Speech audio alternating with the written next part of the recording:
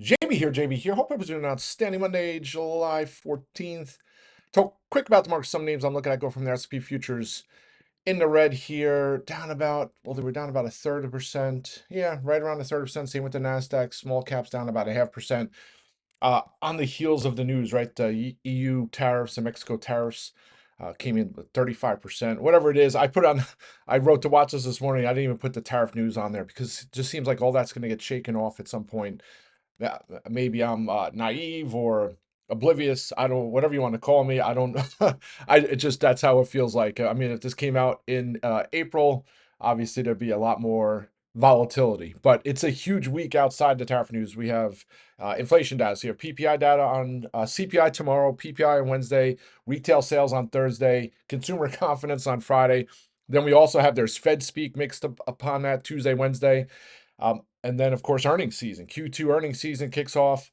You have the banks tomorrow, and then you have Netflix on Thursday. So very busy week. It's almost like it's trying to get everything out of the way.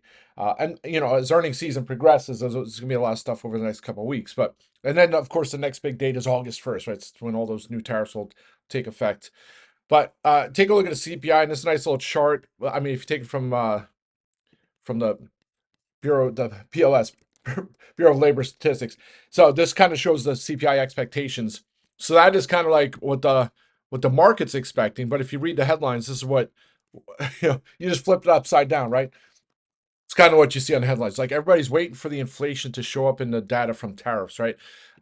So if you read any stories or what thoughts are why the data hasn't showed up yet, it's because there was pent up supply, right? People either had lots of supply, so they're still selling the stuff, so the tariffs aren't impacted in that, or they went out and bought tons of stuff ahead of the tariffs, so the tariffs haven't hit that. So those are kind of the rationale or the thought process.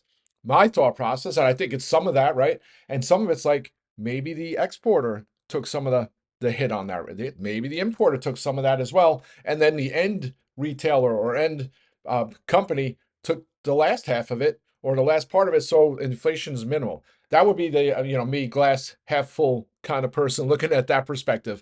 So we'll see how this all plays out. I was talking a couple months ago when the tariff situation was going back in April. Like the big concern to me, if all this happened, would be empty shelves, right? That's when you really, I mean, obviously necessities, you don't want to see higher prices in necessity. That would have huge impacts, right? The eggs, the milk, the bread, right? Things to survive, the gas. Those are all things that need to staples are important. But car prices go up, then you fix up your car, or you buy a used car, or things like tariffs on cars go up, then you hold off, and then you hope the market forces the prices go down, then you buy your car, right?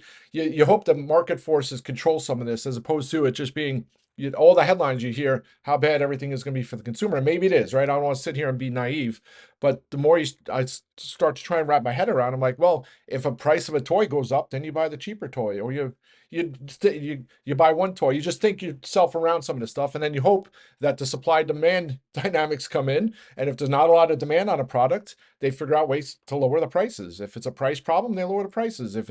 So that's kind of what I hope. And then the last part is you hope that tariffs come down enough so that it's good for the global economy, not just, it doesn't hurt everyone. We don't want to see her, right? So, all right, rants for other days, but big week for data, big week, tariff headlines, big week, all that's, it's almost like this is a week of, are we going to climb the wall, continued wall of worry, or is this finally the moment that the bears come in and find opportunity, right? I mean, there's certainly opportunity, right? This is a week if we get hotter than expected inflation data, like seriously hotter than expected inflation data, it kind of puts, less.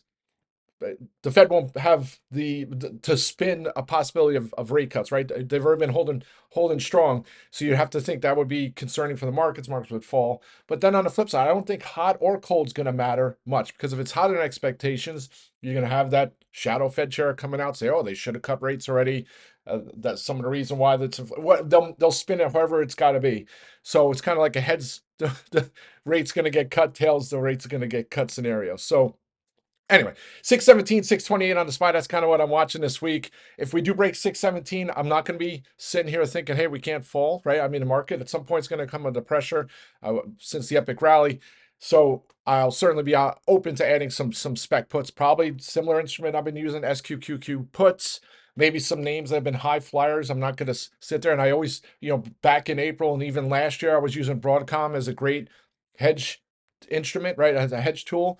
And I would always say when I get the hedge puts, it's like, I'm not getting the puts on Broadcom because I don't think it's going to be higher 6, 12, 18 months from now. I just see a short-term opportunity and then use it as protection. So that will kind of be my thought process.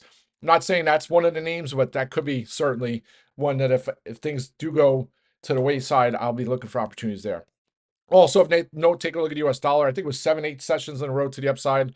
Uh, Slightly in the green here this morning, so I'll continue to watch that one. All right, so now just quick on individual names. I made one trade on Friday. That was the Reddit calls. I've been kind of like sitting on my hands, and every time I watch Reddit at the open, it's almost like it has the same patterns: gap and run, and then fade. And then Friday, it seems like there was a couple other times when I've gotten calls where it does a gap and run, and then it holds the gains, and then it chopped around despite the market weakness. So I thought, hey, we got a bull flag possibly setting up here.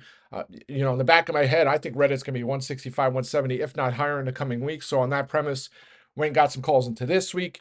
I put on a watch. If it gets over 150, I might look for some strikes into the following week. At the same token, I'll use the run up in the morning to close some of my spec calls out to cover cost. Would love to see deja vu here. I mean, 147.40 into the afternoon yesterday. And then I think, where did it hit? So, if it gets over 150, I'll lock some of my strikes in, cover costs, ride the rest. So that's Reddit. And then JOBY, hate my trend line to come into play because, of course, I would love to see JOBY just continue its ascent. It's almost tying its all-time high record for amount of sessions being in the green. 6 sessions going into Friday. If it was closing the green on Friday, it'd be 7 sessions in a row, the most it's had in its history. Couldn't break through. Still like it for the uptrend here, and it's back over $12. It's like 2 cents in the green here in the pre-market. I'm still looking at some more strikes. They still don't have the September chain open, so hopefully they open that soon. But if not, I'll look for some October strikes. Goes my August calls. Love the JOBY story. So that's JOBY. And then some other names I'm looking at. I mean, obviously, GameStop. I still have some strikes that I added back on the previous move, and then you had to move down after its offering and Bitcoin purchase news after its earnings. At some point, it's had previous instances of gap fills, and I was watching on Friday, and I almost pulled the trigger. I'm like, Bitcoin's up here 122,000. You would have to think GameStop, their purchase has to be at low. I don't know if it was 100,000, 80,000. They don't give the exact data on the pricing of what their purchases are. So you have to think they're up 30, 40% on their purchase. If that's the case, I mean, how is it still trading down here? Maybe this is the start of a move. So don't be surprised if I add some strikes finally on GME, or I shouldn't say finally, back in on some more. Still looking at August strikes on Roku here. Not going to talk too much about that one. And then some other names. I'm making a list of some names I'm going to try and do for premium build into earnings, some candidates, right? I'm not going to get all 10 of them. But the trade desk, I mean, that one has a fall from grace back at the end of 2024. And in 2024, the CEO kind of like gave some rosy guidance for the company. And then they came out with their earnings, and it was like, what the heck did they do? And the market reacted in kind, right? Destroyed the stock. I mean, it was $140, $150 back in 2024, and that's after a split. And I think it was a 10-for-1 split.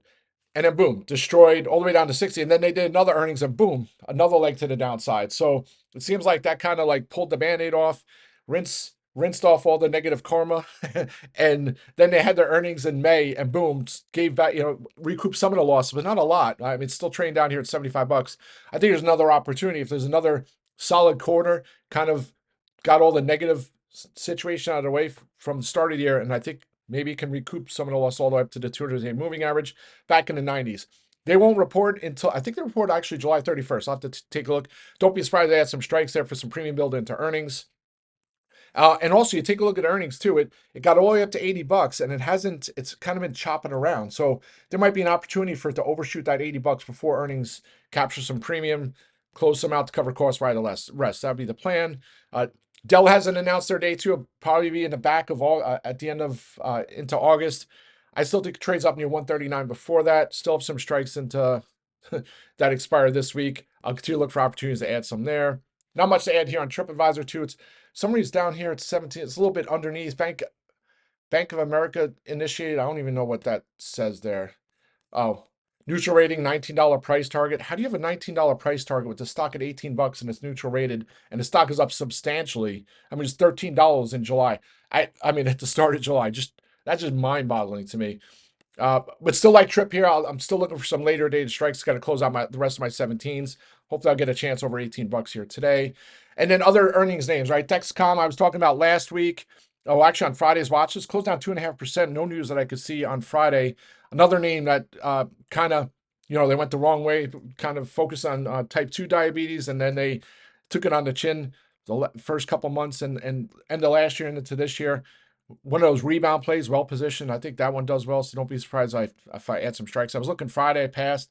And then last but not least, Turn. Still looking at some of these small cap bio names. Turn's still hanging there at the 200-day moving average. Almost looks like the next leg of its run is ready, so don't be surprised to add some strikes there. And that's it, folks. Let's have a great day. I'll be back on audio later. Rock and roll.